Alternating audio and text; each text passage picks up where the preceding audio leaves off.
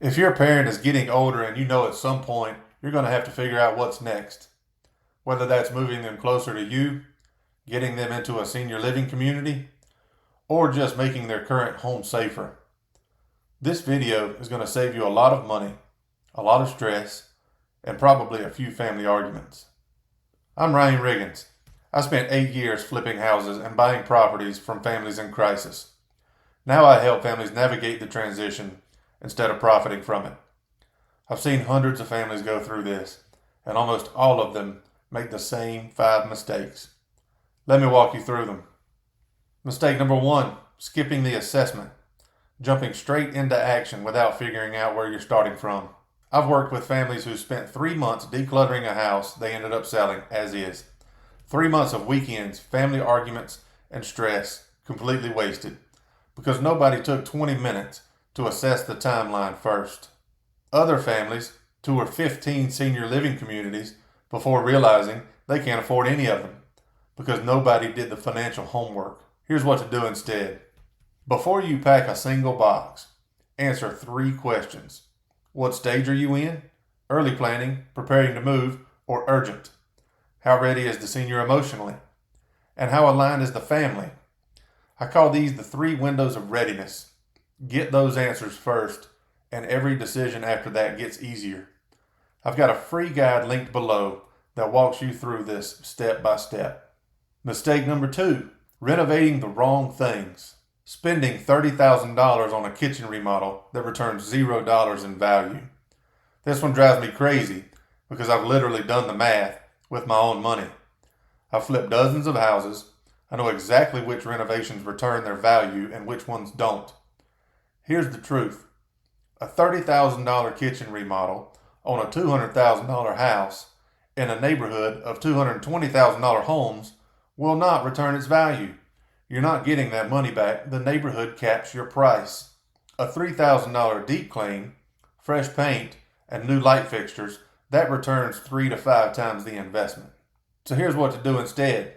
Before you spend a dime on repairs or renovations, get a comparative market analysis from a realtor who knows the neighborhood. Understand the ceiling. Then only do repairs that get you to that ceiling. Nothing above it. Safety repairs first, cosmetics second, major renovations almost never. Mistake number 3, waiting until a crisis forces your hand. Saying, we'll deal with it later, until a fall, a hospitalization, or a safety incident makes every decision urgent. This is the most expensive mistake on the list. When you're in crisis mode, you take the first available senior living community instead of the right one. You accept the first cash offer on the house instead of listing it properly. You pay a junk removal company $2,000 to clear out the house in a weekend instead of spending 3 months doing it gradually. I've seen crisis mode transitions cost families $30,000 to $50,000 more than planned transitions. That's not a guess. That's what I've watched happen. Here's what to do instead. If you're in stage 1, early planning, no immediate crisis, start the 2-bag daily tidy. It's 15 minutes a day. 1 bag of trash, 1 bag of donations. It builds the habit of letting go gradually. And start having small conversations now, not one big family meeting. Plant seeds. My book, The Unheard Conversation, is entirely about how to do this without starting a war. Mistake number 4, not understanding the real cost of senior living.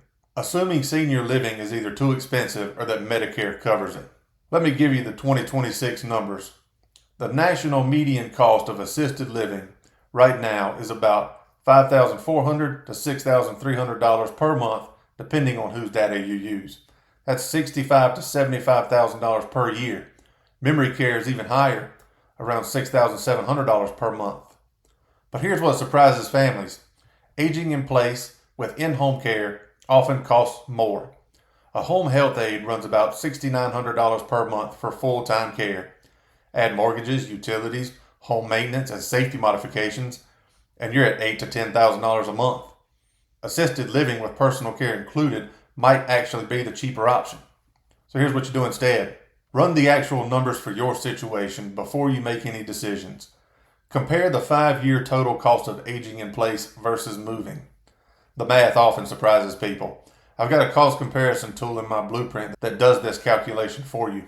Mistake number 5, trying to do it alone. One family member carries 80% of the load and burns out. This is the silent killer of senior transitions. Usually it's the daughter who lives closest. She's coordinating everything, the doctors, the house, the finances, the emotions, while her siblings call once a month to ask how it's going. Caregiver burnout is real. It's common, and it leads to bad decisions. When you're exhausted, you cut corners. You accept a lowball offer on the house because you just want it to be over. You skip the legal review because you don't have the energy. So here's what you do instead. Divide the work formally. Not everyone help out. Actual assigned tasks with deadlines. The sibling in California can handle the financial research from their laptop. The one in Texas can make phone calls to senior living communities. The local sibling handles the physical work. Use a shared document or an app to track who's doing what. I built SeniorSafe specifically for this. It keeps the whole family connected without anyone having to be the coordinator. Those are the 5 biggest mistakes I see families make, and now you know how to avoid every single one of them. If you want the complete system, I've got a free starter guide that walks you through the first steps. Link is in the description. It's the best place to start if you're not sure where your family stands.